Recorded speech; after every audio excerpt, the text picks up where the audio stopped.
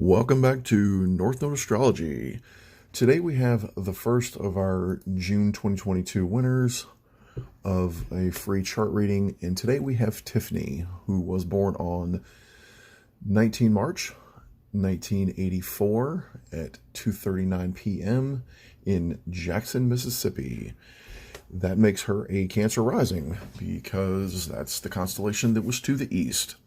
Cancer is the sign that is ruled by the moon, and Tiffany's moon is in Scorpio, and I will get to that. But that Cancer rising sets her first house, which is about our self-awareness, the mask that we wear, how we project ourselves out into the world. This is also how we start anything or how anything new comes to us, right? So she could come to somebody with an act of kindness or an act of care, or somebody might come to her with an act of kindness or care. But because her moon is in Scorpio, there's going to be also an element of trust here. Other people might not understand that, but for her, that's exactly how they come. So if it has trust and there is, an emotion and a caring, that's how she starts. And moving on to the second house, which starts in Leo. The second house is about our resourcefulness and our self-esteem, our values, and also our skills. So Tiffany is obviously a skilled creator, right? With a sun in Pisces, this may not seem like a natural thing, but anybody that's a Cancer rising, anybody that cares about people, anybody that is seeking caring spaces or tries to create caring spaces is a creator. You are creating comfort. You are creating those environments and those situations, and she's creating that from a space of openness, a space of pulling back, of allowing the magic in to her life. And also inside that second house, there's a little bit of Virgo in there. So she's skilled with her words. She's skilled with her hands. She wants to get in there and value the work that other people do, as well as her own improvement. All right. So moving on to the third house, moving on to the mind. This is the generator for the communication, right? This is the structure of our mind, and the structure of her mind is one of service, is one of that's trying to achieve purity, and somebody that is also good with her hands, because Virgo is associated with doing the work, right? Getting in there and doing the hard work for the sake of the work itself, knowing that the higher mind, or the higher order of things for Virgo is actually Pisces, and that's where her sun sits. The third house is also how we interact with siblings. I'm not sure if she has any siblings or not, but this is also how we interact with them. And also with each of the signs, and sometimes with the planets, depending on where they are in anyone's chart, can dictate how you interact with somebody that has that sign or has that dominant planet. For instance, if whenever she meets someone who is a Virgo or has strong Virgo tendencies, she might feel that they are like a sibling or a sister, or somebody else who is of the mental order that she is in. Probably, again, moving back to the second house, probably also values people who are Leos. And she might have some kind of cool hair thing going on, because Leo always has to do with the hair. It's always, again, about creation, about being vibrant. And in a strange way, I'm working backwards here. So let's jump forward. The fourth house is home, private life, our family, how we emotionally anchor in the world, like what recharges us, right? Not necessarily what charges us up, but what recharges us. And for her, this is about relationships and balance and justice. Libra is ruled by Venus, and also Venus also rules Taurus. Her Venus being in Pisces, although governed by her Uranus, and get into that a little bit later, is much more about going with the flow of things, and being somebody that's of service, that is of self-sacrifice, that will put themselves out there and does enjoy bridging gaps and does enjoy magic, right? So there's a want to create a balanced home, right? Or the balanced home, or there might be a lot of people who are Libras around her, and possibly Scorpio. Although Scorpio may be a more difficult position for her because this is where her sun, her moon, and her Pluto are. I've been around several people with Pluto in their fourth house. There's a lot of stuff going on with family, with the familial home, or creating their own home, and especially with the generation with Pluto, this Pluto in Scorpio, a lot of that generation still lives at home because of a lot of things going on in the world, and because of a lot of the, I guess, the attitudes about late stage capitalism and all that. But it is imperative that the entire Pluto and Scorpio generation, or anybody with Pluto in the fourth house, breaks away and breaks free of the family patterns. Create yourself, allow yourself to be reborn, and because that's what Pluto is. That's what Scorpio is. Although Pluto is more about power and control and fear, and it's all of the dark things in Scorpio, and it can be very scary. But when you push through those things, you are reborn and rebirthed in a very powerful way, right? So there may be quite a bit of emotional suppression here. Now Pluto and Saturn kind of give off a similar vibe, except there's a lot more fear involved with Pluto. Saturn will give back later on, but as soon as you break through the veil, as soon as you break through the barrier with Pluto, he's immediately going to give you something, right? The Lord of the Underworld, you have passed the test. Here's the goal. Here's the reward for it. He's not like Saturn, who's going to make you make small incremental changes, right? With her moon on Pluto and also in Scorpio, there's also powerful intuition that could be tapped into here. And with a square, actually not quite a square here, to Neptune, details about the home might be a little foggy, and about how to break out of that might be a little odd, strange, might be a little difficult to tell. There's also possibly family substance abuse issues. Neptune, I'll get into Neptune when I get in the sixth house, but there's a lot of very powerful psychic abilities here coming through the family. They may not have manifested yet. Again, I don't know. I've not talked with her, but there's a lot of power and a lot of strength available here. So working in those realms of friends is, in a strange way, is actually going to help.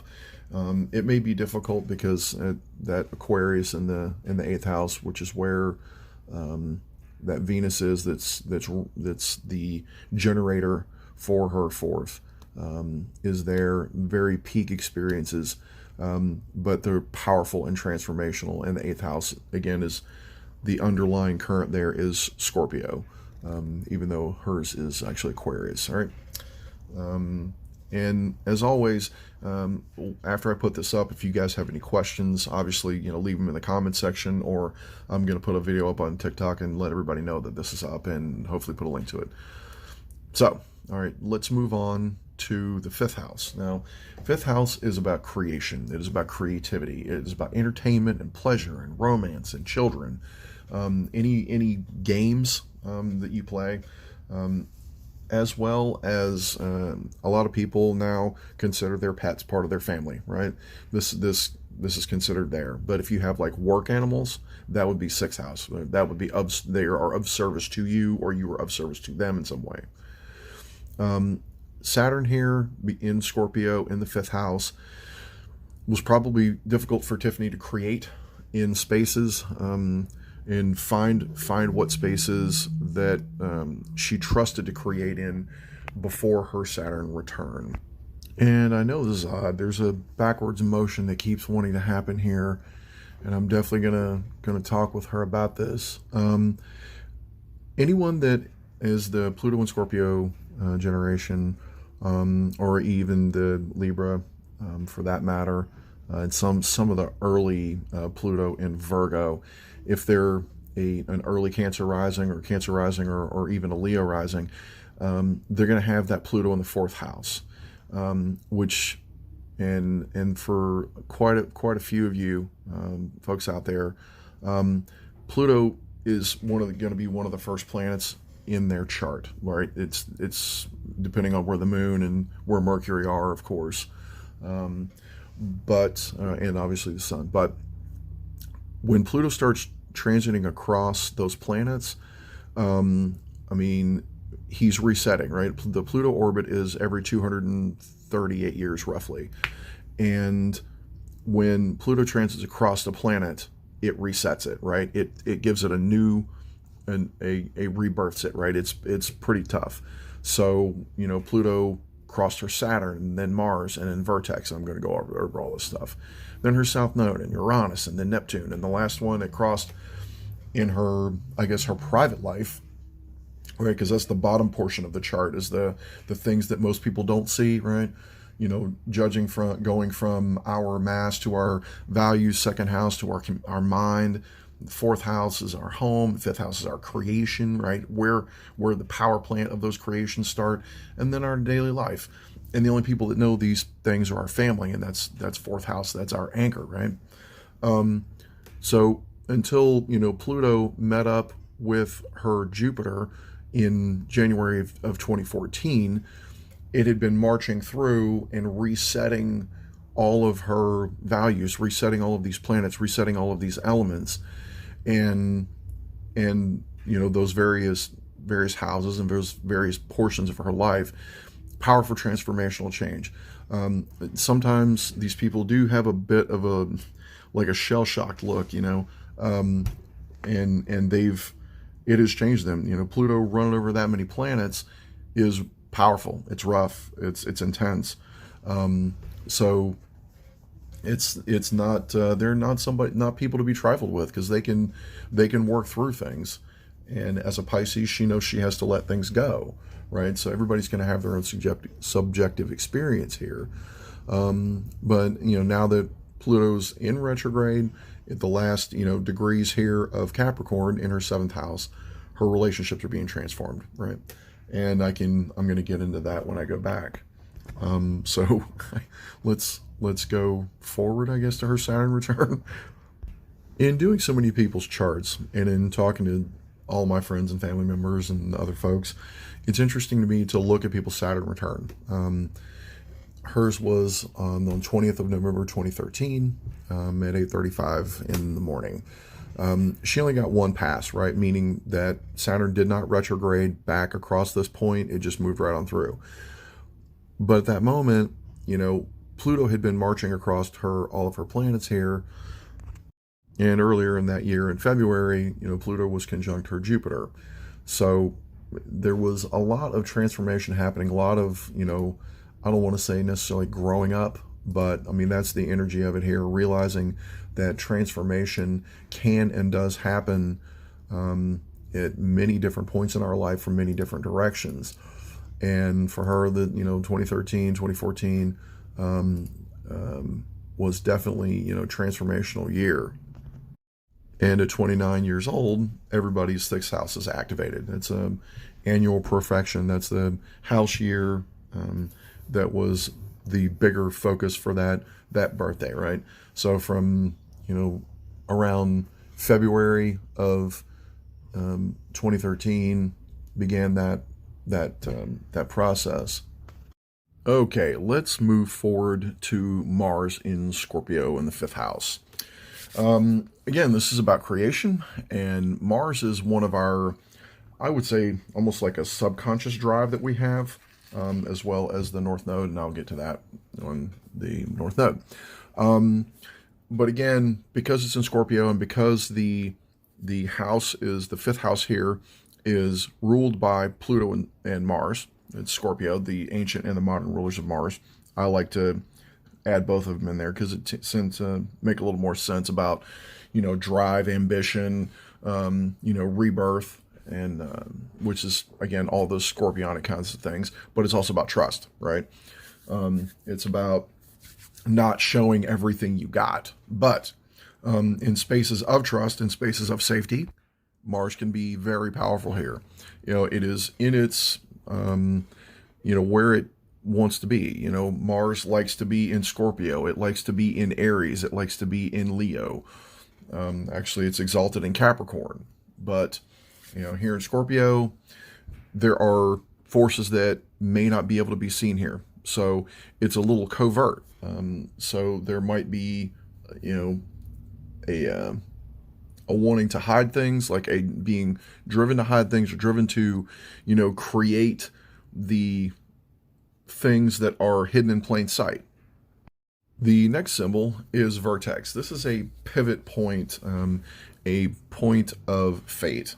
So if everybody has a vertex point, and wherever your vertex point is a definite fated spot. So if you meet somebody who has, a Mercury or Jupiter or Mars or whatever on that point, or if there's ever an eclipse, or if there's ever a new moon or a full moon, or any sort of conjunction either on or having some, 120 or a 90 degree, like a square, an opposition to that point, there is going to be a big shift, a powerful change. Even to if the moon and Mercury, or either one, or definitely if both come across that, like I said, a conjunction, your life is going to really change. And being in Sagittarius here, there is definitely a very powerful possible psychic experience going to happen to the chart owner here, Tiffany, and definitely change her life moving forward. And I'm going to actually skip over the South Node until I get to the North in her 11th house, so that I can pull all those elements together, right? So moving on to Uranus. Uranus is radical change. Wherever Uranus is in your chart, and in this case it's the 5th house, it's in Sagittarius, Tiffany wants to be able to have experiences and is willing to make radical changes about them in her entertainment, in her fun, in her creation, in her creative life, and also, possibly with her friends or with technology. So there's big, powerful transformation that have happened. And also she's got an aspect up to her Mercury in Aries. So we've got two fire signs that are talking to each other through communication, which is what Mercury is, and through Uranus. And it even looks like, a satellite transmission dish. It was discovered in the 1960s. And it is associated with nuclear power and, radical change and, political activism and things of that nature. And it definitely is that. So wherever Uranus is, that's that radical change. Also, if there are erratic things in your life, that is Uranus telling you this is not your vibe, right? Because Uranus is the ruling planet of Aquarius, which is go with the flow, right? It's the general collective. So he's telling you that's not going with the flow. That's not the vibe, disconnect from that, let that go. And then that, for Tiffany, can be a powerful transformational experience. And here we are again in a strange place. I started off talking about Saturn in Scorpio in the 5th. Saturn is currently stationing to go retrograde. And Saturn in Scorpio didn't want me to talk about him. And he's retrograde there. Very interesting. So Saturn restricts anything that he touches, right? He redresses, he pulls back, he focuses, he makes you spend time on it, right? Be careful what decisions you make wherever Saturn is in your chart. And this one, of course, in Scorpio in the 5th house, what you create. So be careful that you don't make all of your creations in private, that you don't make all of them covert, that you don't make all of them about, sex or power or, emotional intimacy or death or rebirth or all of those things all together will be good.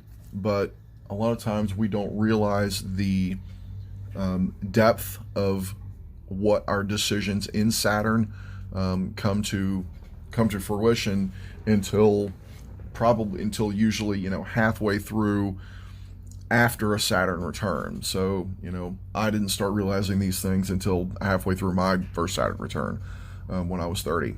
I'm 47 now, and I've seen where other people younger than me have made, I don't necessarily want to say bad decisions, but they've made very restricting decisions where Saturn is. When we're younger, we always want an authority figure in that position, right? So she may have searched out people that she trusted to help create things, to be fun around, right? And as anyone gets older, they realize that they are that authority. They do have the experience. They have put in the time, because Saturn, before you're either 20, 29, or 30 years old, depending on when your Saturn return is, he doesn't even begin to start giving you dividends on that. He doesn't. He's the ruler of Capricorn and the co-ruler of Aquarius. He's not going to give you anything unless you put something in. Okay, let's continue on to the sixth house. Sixth house begins in Sagittarius, and this is about experiences, and it continues on into Capricorn, which is about legacy, right? So experience dictates our legacy, and also our beliefs, and our whether we are spiritual or not. There's also an element of that in Sagittarius. Sagittarius is also about ancestors too, right? So ancestors build the legacy, and it continues on, right? So the ruling planet for Sagittarius is Jupiter, and Jupiter being in Capricorn here, and pretty close to Neptune. There may be some foggy details about her daily life and how she builds that legacy and where that experience can come from. But after 30, again, this is, Jupiter in the sign that's ruling here, ruled by Saturn at that Capricorn, probably got a lot more focused and made a lot more sense, and things were a little bit easier after that 29th year. And Jupiter always expands, right?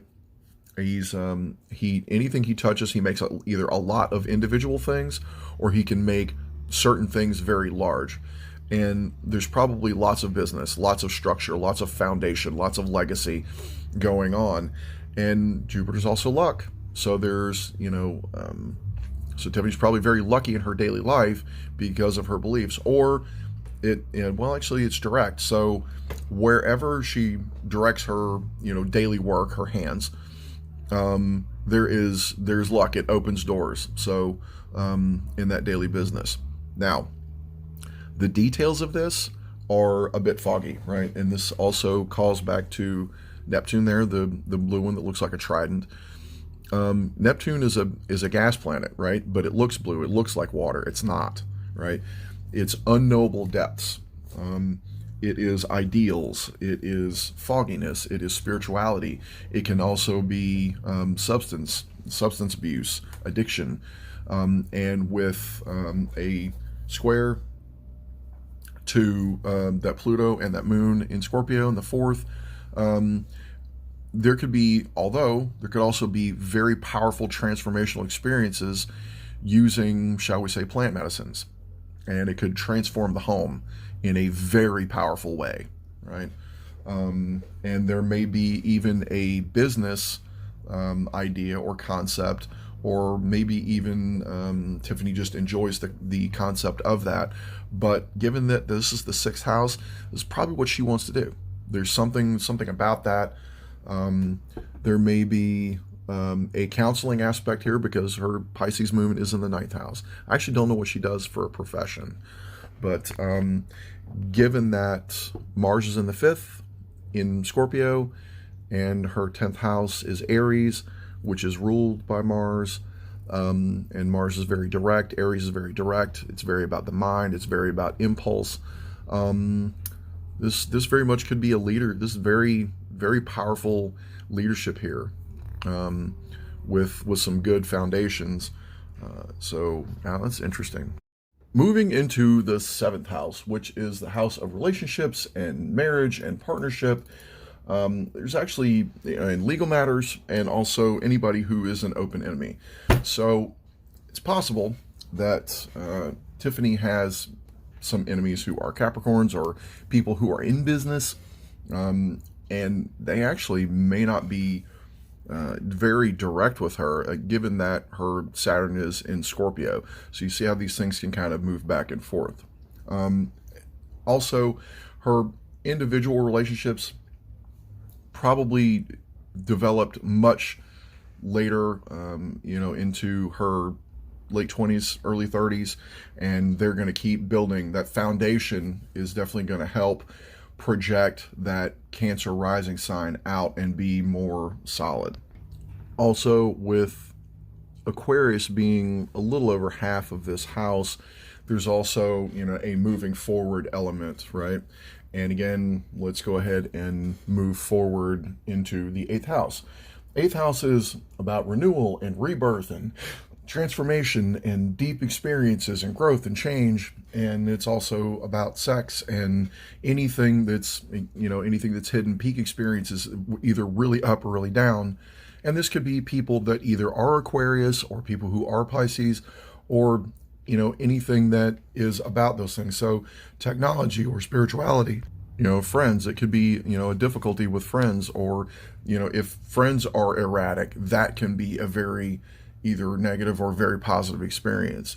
And as that Uranus that rules this house, it's in Sagittarius, there is an element of been there, done that. So knowing how to move forward, knowing which groups to jump forward to, or which groups to not that you're not in alignment with anymore, is understandable.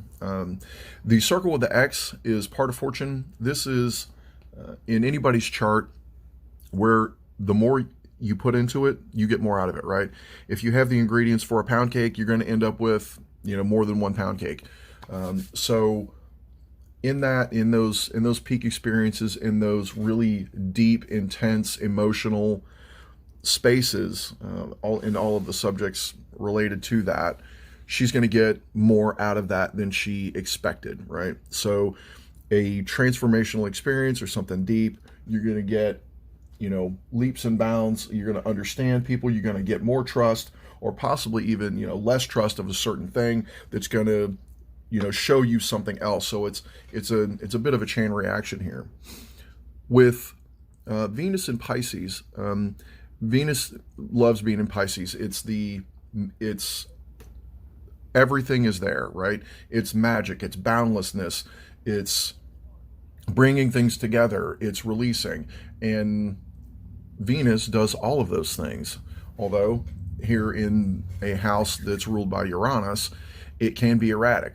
So it could also be a really big, intense love for communication with people, right? So in social media, so it could have been very like bringing together elements or releasing elements, could have been very awesome or very traumatizing for her. Moving into the ninth house, which is about higher education and expansion and philosophy and spirituality and long distance travel also, because there's almost nothing that long distance travel can't expand you about, right? You learn new things and go to new places.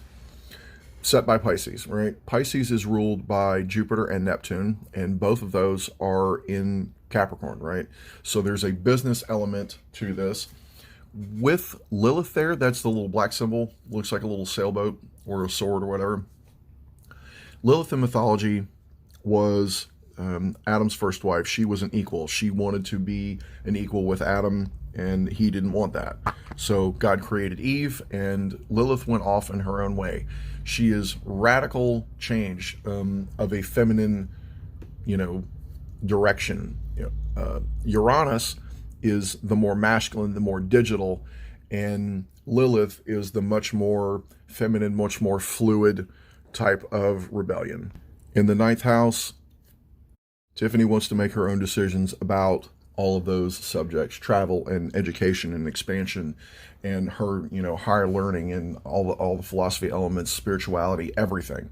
And also how to let certain of those beliefs systems go, whether to connect them or not. Does not like to be told about any of those things, wants to come to those things under her own cognitive power or her own experiential power, especially in the ninth house. It's about experience. And her son being here, she definitely identifies herself as a philosopher, as somebody who can knows when to let go, knows when to bring things together.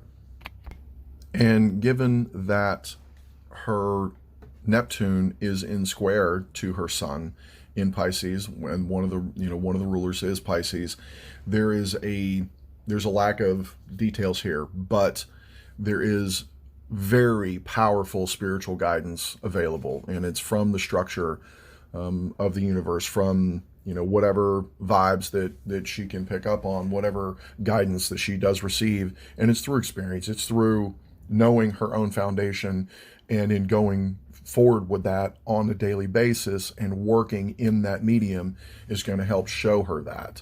Moving into the 10th house, this is our fame, our achievement in the world. This is how people that don't know us, right? This is like when we see a celebrity, what we know them for, and we don't know them, right? But we're their fans. We're the 11th house, and I can go into that in a minute. But her 11th house begins in Aries, and it is ruled by Mars, right? With Mercury here, and Mercury, Mars in the 10th, that's a very powerful speaking voice, very, very focused. And Mars in Scorpio in the 5th is very creative, very powerful, very creative, very direct. I don't want to say aggressive. Aggressive is not the right word here, because Scorpio knows what to do. It sees things that other people don't. And that's the driver here for that Mercury. Aries is also about the face, right? It's also, we're known, Aries is work hard, play hard. It's also, it might seem like the mask, right? It's the underlying ruler of the first house. So people that don't know Tiffany might know her for her face. They might know her for, work hard, play hard.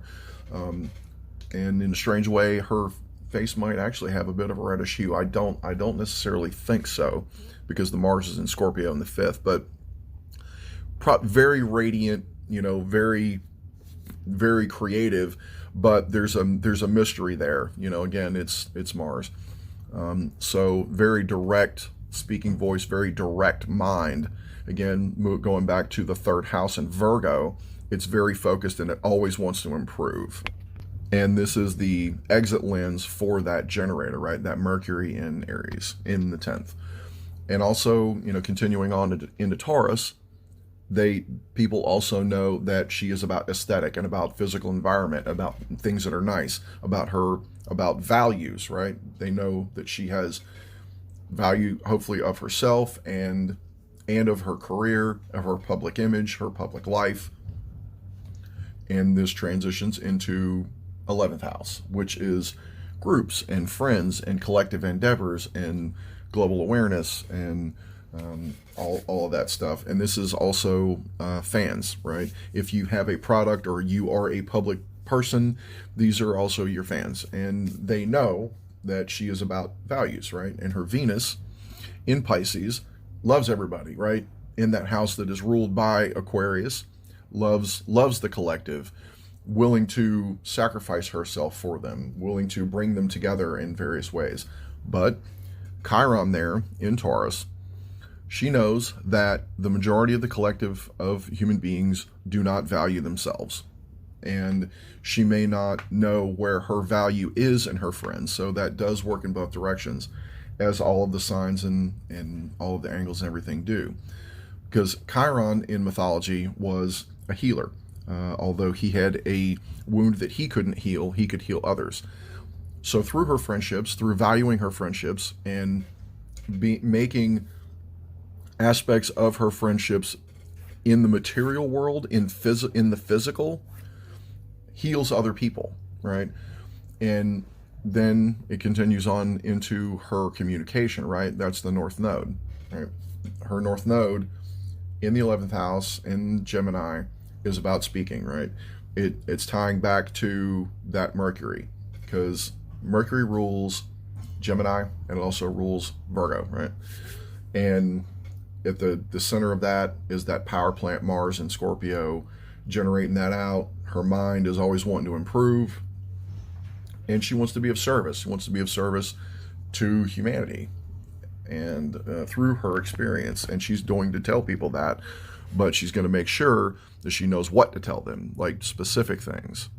The North Node is our evolution. It's where we are obsessed to move forward into. And sometimes that can be a little, the details on that can be a little foggy, but I'm guessing that it's not foggy here at all.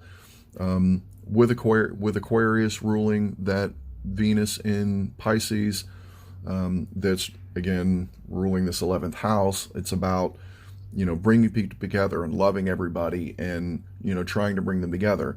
Her foundation is in her experience, right? That's that South Node in the 5th in Sagittarius.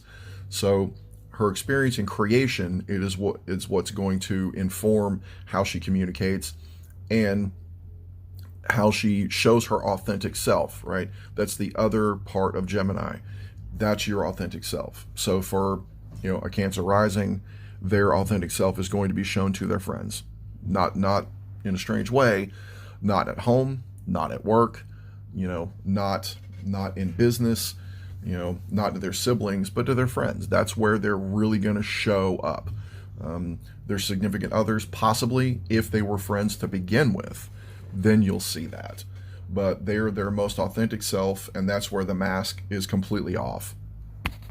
A bit of a trap, I don't necessarily like to use that word, that a lot of people fall into with Gemini, because it's the twins. It is two things, like the yin and the yang, or peanut butter and jelly, or, chocolate and peanut butter, two things that go really well together. People, associate themselves with their friends. So it would be Tiffany and this friend, or Tiffany and that friend, because again, this is the 11th house. So instead of being, making sure that she is solid in herself so that she knows where her values are, right? That's at that 11th house, through her experience and through her being able to move forward with her structure from all of her relationships, then she can really know who she is in her group of friends or in the collective of humanity, and also be able to speak about those things and to be able to, possibly even direct others. Again, it's 9th house sun. This is somebody that's got experience. It has a very Sagittarian vibe to her. And moving on into the 12th house. So this is how we sacrifice ourselves, how we retreat, how we pull back, how we, what tears us down, right? What tears the ego down, the negative ego down, and what, reforms us. Starts with that communication, right? And it's also about Cancer. It's also about loving people and people giving her care. She may not know what to do with that, right? She's a Pisces. She wants to give, and when people give back to her, she doesn't necessarily know what to do with it, so she tries to project that right back out. It's strange for her to people, when people try to give her things, because she may not see herself as anything but a conduit. A lot of Pisces see themselves this way. They want to be the thing itself, but they're natural conduits. They are the bridge between two worlds. They're going to show you they're the handoff, and it's super important. Your computer isn't anything without the medium of data transferring through it. It's just a brick. It's a paperweight, right? Without that ability to transfer information or love or whatever it is from one world to another. That's the two curves in Pisces. This is all, the boundary creation. The 12th house also is in charge of letting go. This is the things that we need to let go of. So part of her inner self, she needs to let go of, and I'm pretty sure she knows which pieces those are, because those will continue to come up, as well as allowing people to care for her. right? Laying down that ego of the Pisces, of the wanting to be, the one delivering the message of a divinity, or delivering of that sacrifice. Allow other people to do that, because that will transform you, right? Anybody's 12th house is another space for powerful transformation. So I hope, Tiffany, that this helped you understand yourself a bit better and how to move forward in the world. And everybody else, I hope you learned something, because every one of these things is different. Like, I think they're all going to be the same, and they all end up very different because I'm different when I'm doing them. So you can contact me here through the comments section on YouTube, and I'll see those. Or you can contact me on Facebook or through TikTok, which is how all of this magic started at the beginning. And I appreciate it, and thank you for coming to North Node Astrology.